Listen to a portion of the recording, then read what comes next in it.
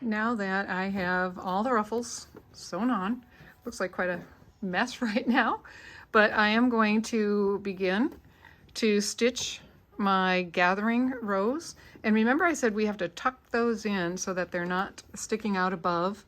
And I am going to,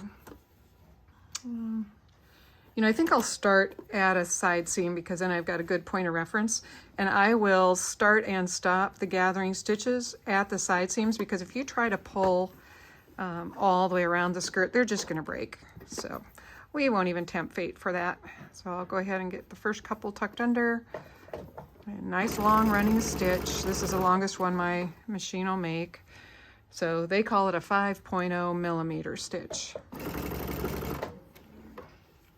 On a old-fashioned sewing machine, I would probably be using a 6 stitches per inch setting, if that's what you have. And another trick, if you're not aware of this, is to go ahead and tighten the tension on your top thread. Tighten it up. If you've got an old-fashioned tensioner, you can tighten it all the way to 7. And that will just make it easy because it's already just sliding across the top of the project. The bobbin thread's going to be showing up there on the top. You'll be able to see it. But that's ideal in this particular step. Work my way around. And you see me tucking those little ruffles under. That really is a very, very important step. You need to tuck them under. You'll be so happy you did. And really, it's not hard. It's slow. We don't get to just put the pedal to the metal and drive, but the next round won't be probably as fussy.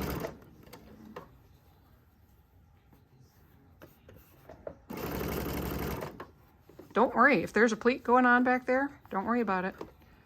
It's okay.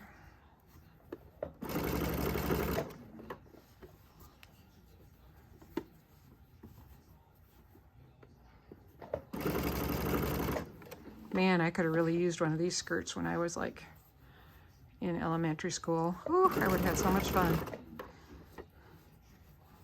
Pretty sure I would have walked funny so that it would swagger real good. Something about ruffles and full skirts just makes a girl's heart go pitter-patter. Probably the same kind of thing that toy trucks do for little boys. Cars and trucks and things like that. Anything with a motor makes a little boy's heart go pitter-patter. Oh, well, you'll see, I forgot to stop at the side seam. Y'all probably noticed that right when I went around wondering when I was going to stop.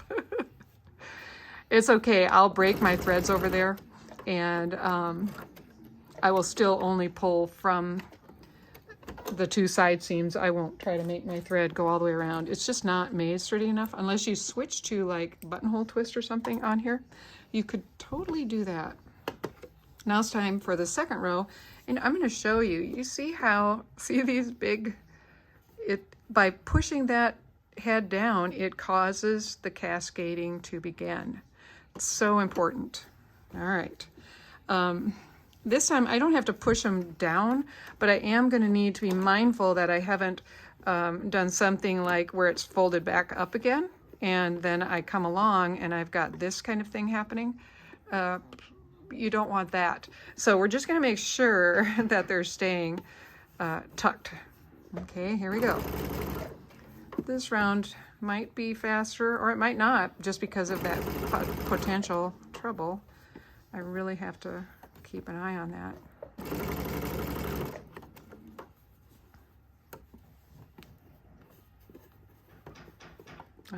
I could feel something thick, and she was bending back up again.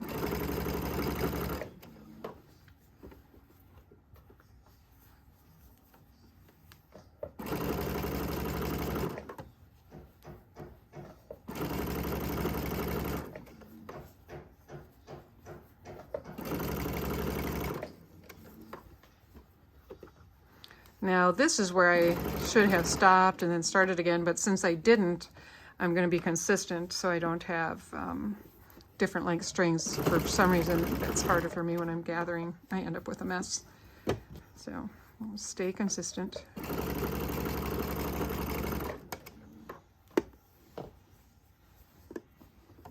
I do believe by the time you finish one of these skirts, you could have 2 Malibu dresses done.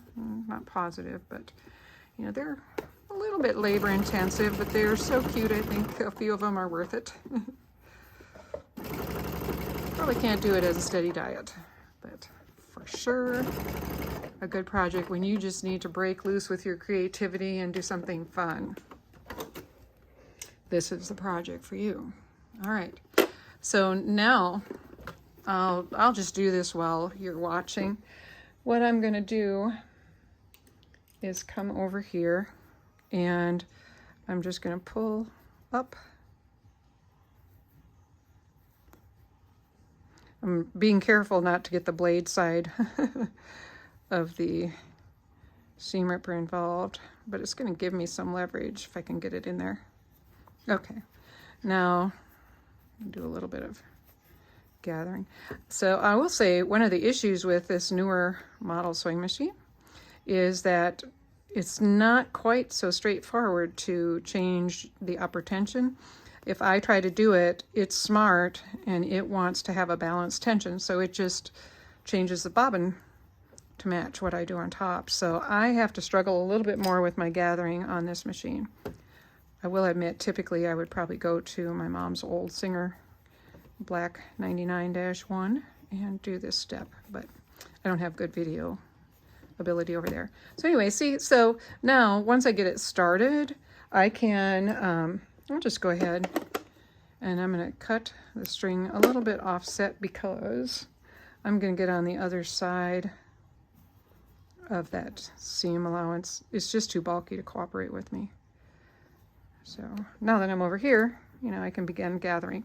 All right, so the step here would be to have your waistband ready, and you're going to mark you're going to match up the 2 side seams and the 2 center fronts. So I'm going to say it's important at this point to go ahead and figure out what the center front is.